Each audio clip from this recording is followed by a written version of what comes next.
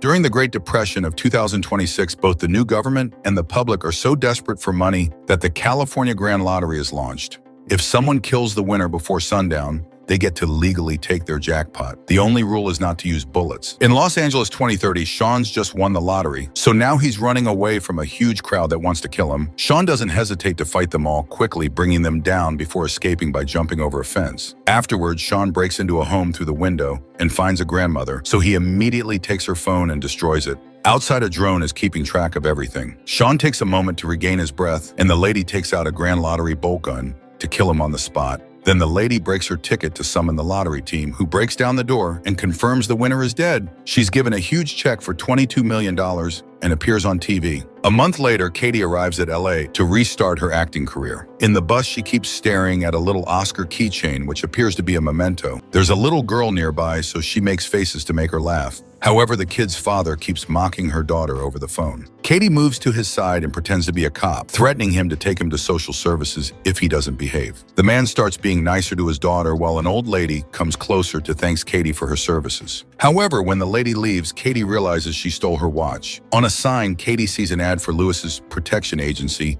and wishes she had bodyguards like that. During the ride, she notices how everyone on the streets is tense or violent, usually both. In the meantime, the media can't stop talking about the next lottery drawing, which is happening in 18 hours. Ticket sales have broken new records, and the next jackpot is for $3.6 billion.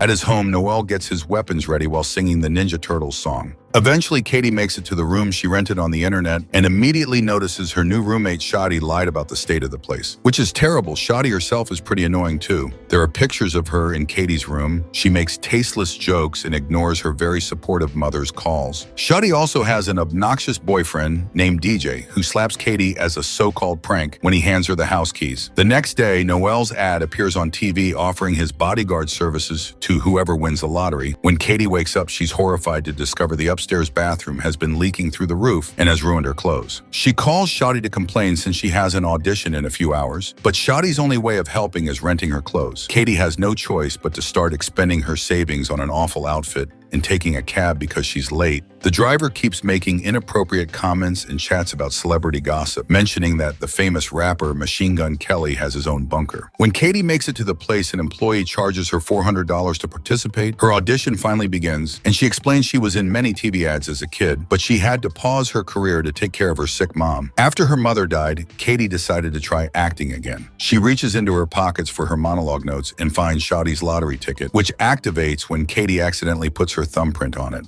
It takes her picture and officially registers as a player. Katie quickly puts it away and tries to act. However, she's immediately disliked and kicked out. In the corridor, the other actresses try to be supportive. Suddenly, all their lottery tickets activate, announcing that Katie has won and even showing her face. The actresses immediately change their attitude and attack Katie with any object they can reach. Although some of them have knives ready, even the workers join the fight. Katie defends herself, thanks to her stage fighting classes, and dodges a flying shoe before taking the stairs, not understanding what's going on. On the next floor, Katie manages to hide in a room while the actresses run off. However, she's entered a self-defense class, and these people are ready to kill her too. They keep calling her My Jackpot as they attack, and Katie runs around dodging their moves or causing them to hit each other. She tries asking what's happening, but they ignore anything she has to say. While some of the people are fighting each other, Katie is punched and grabbed by her ankles. The guy whirls her around and throws her through a wall, making her land in a yoga class with more people ready to kill. The self-defense guys cross over too,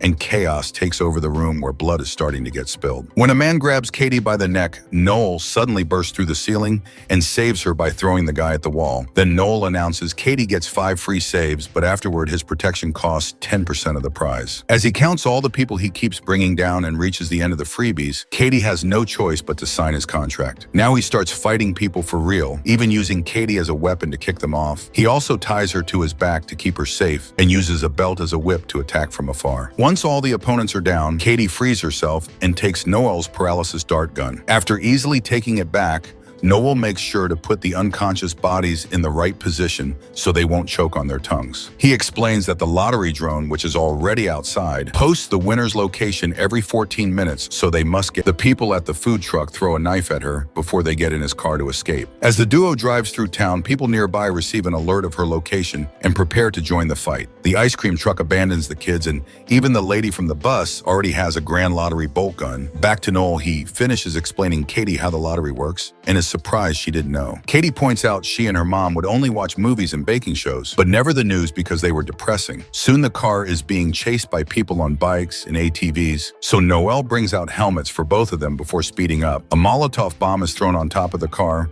and the roof catches on fire. But Noel keeps on driving and enters an old warehouse as the wind puts the flames off. Suddenly, he turns the car around and a biker crashes against it, but then he has to keep driving through the warehouse to avoid the other bikers who start a new fire. Katie wants to quit the game, but the only way to do so is to leave the city. Noel shoots a guy with his dart to bring him down. Then he drives in circles as more enemies throw various objects at them. This creates a lot of dust that allows the duo to escape by pushing the car out without making noise, and the bikers don't notice until the next Molotov falls on the ground. Katie keeps insisting she wants to quit, so Noel agrees to take her to the closest quit line. At that moment, the bikers find them and the chase starts again. An enemy jumps into the car through the back window, and Katie steals her knife, while Noel gets his darts out. However, the woman bites his arm. Noel gets the mirror and hits her with it before asking Katie to drive, ignoring her, saying she can't. Then Noel moves on to the back seat to continue the fight, putting an extra helmet on his opponent before kicking her out of the car. The bikers throw another Molotov at them, and Noel forces Katie to drive through a wall to escape. They stop a car, and a biker crashes while trying to dodge it, while Katie knocks out the other one with her helmet. The duo tries to leave, however the car barely moves before it breaks down because of all the damage. Katie comes out and tries running away. However, Noel stops her. He explains he gets no money if she quits, but still wants to help her because they must treat people the way they want to be treated. Suddenly, Katie throws sand at his face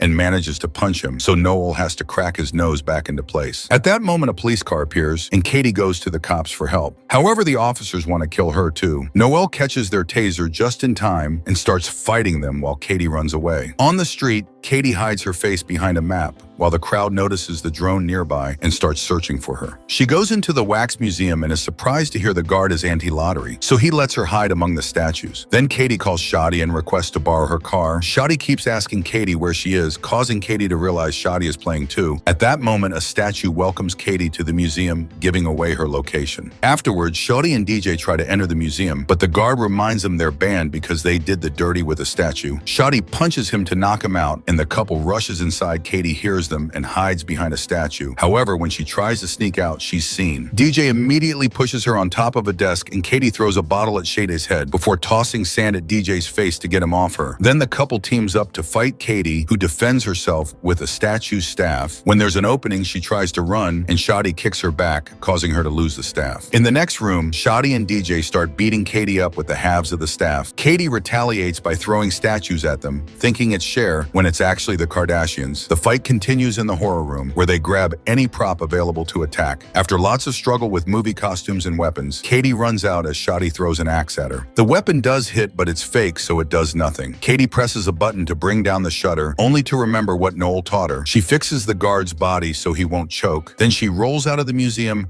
right before the shutter closes, leaving Shadi and DJ trapped inside. A tour bus guide immediately sees her and announces her location on the microphone. Before attackers can reach her, Noel appears in a police car and takes her away. Katie still doesn't trust him because helping her quit means not getting paid, so she thinks he'll kill her in private. As the tour bus keeps hitting the back of the car, Noel wishes they had bunker, and Katie remembers the taxi driver. Soon the duo shows up at Machine Gun Kelly's house, who thinks Katie wants something dirty when she asks for help. At that moment, the bus appears, so Katie gets Noel's dart gun and forces him to open his panic room. Katie and Noel rush inside and put Kelly to sleep with a dart before trying to close the door. A crowd gathers in the living room and an arm tries keeping the door open, so Noel gets ready to shoot it. Thinking he wants to shoot her, Katie takes the gun and shoots a dart at the arm, forcing it to retreat and finally closing the door for good. The room is fully equipped and the duo can watch the crowd on the security camera. A wary Katie keeps the gun aimed at Noel, so he sits by her side and shares sweet facts about himself to prove he's a good guy. Suddenly, the keychain falls from Katie's pocket, and when he says it looks cool, Katie opens up. She chose to become an actress for her mom who loved movies and celebrities. Her mother knew Hollywood could be hell and gifted Katie the keychain to remind her she would be proud of her no matter what. When she was younger, she made good money as a child actor, but her dad ran away with all of it. Noel is very understanding and comforting, so Katie gives him back the gun. She wants to know why Noel would help her quit, so he explains his priorities. 1 is saving people's lives, and 2 is making enough money to keep on saving people's lives. Outside, the crowd continues to hit the door to no avail. Shoddy slaps Kelly to wake him up, but nothing happens. So instead, he drags him into the pool and threatens him into sharing the door password, which is the meme 6969. All this is seen by Katie and Noel, who gets angry because he has no choice but to make a call and ask for a favor. He orders something called a phone strike and rushes to put Katie's phone inside a safe. Then the duo holds the door as Shoddy uses the password.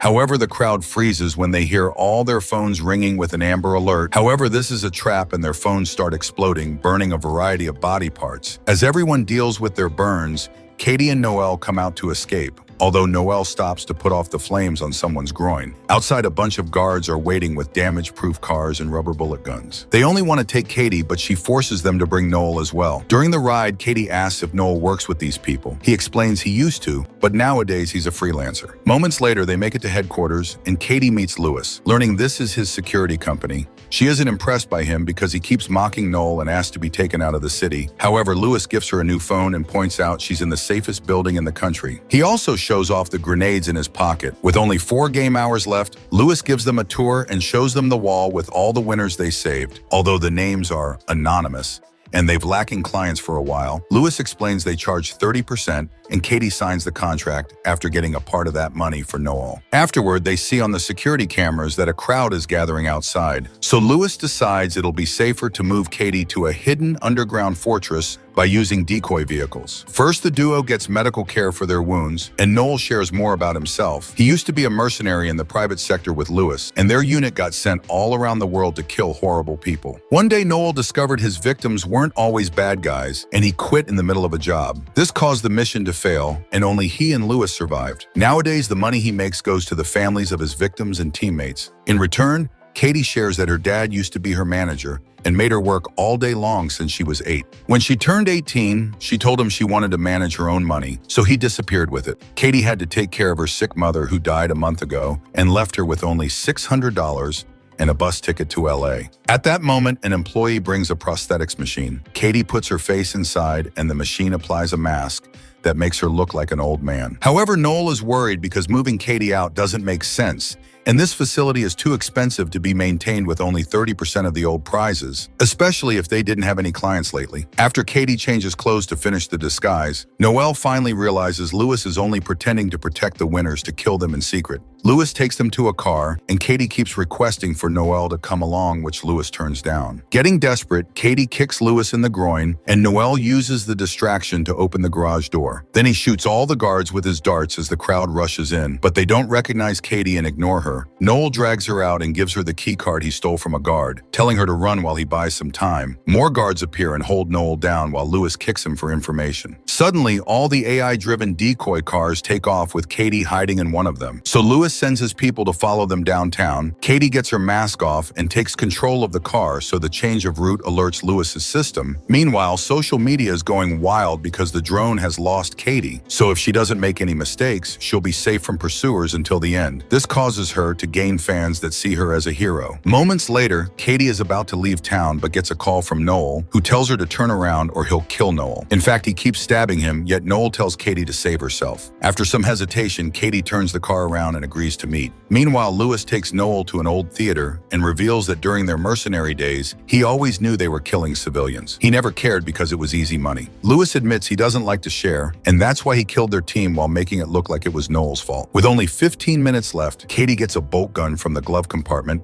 and rushes inside the theater, finding Lewis and Noel on the stage. She threatens to self-delete so nobody gets the money, and Lewis doesn't believe her, so Katie points out he'll kill her anyway. She also shows him she's recording this for social media. That way he can't clean the fingerprints off the gun and say he did it. Katie starts ranting about the awful state of her life and almost pushes the trigger. However, Lewis finally drops the handcuff keys and asks for a deal. Katie pretends she's about to give him the gun, but kicks him off the stage instead, confirming she had been acting. With Lewis Lewis out, the other players immediately start coming after Katie again. All the people she's met today appear at the theater and block every entrance, so Katie uses whatever objects she can grab to slow them down. Suddenly, Lewis grabs her leg and makes her fall before trying to kill her. A cop tries to help, however.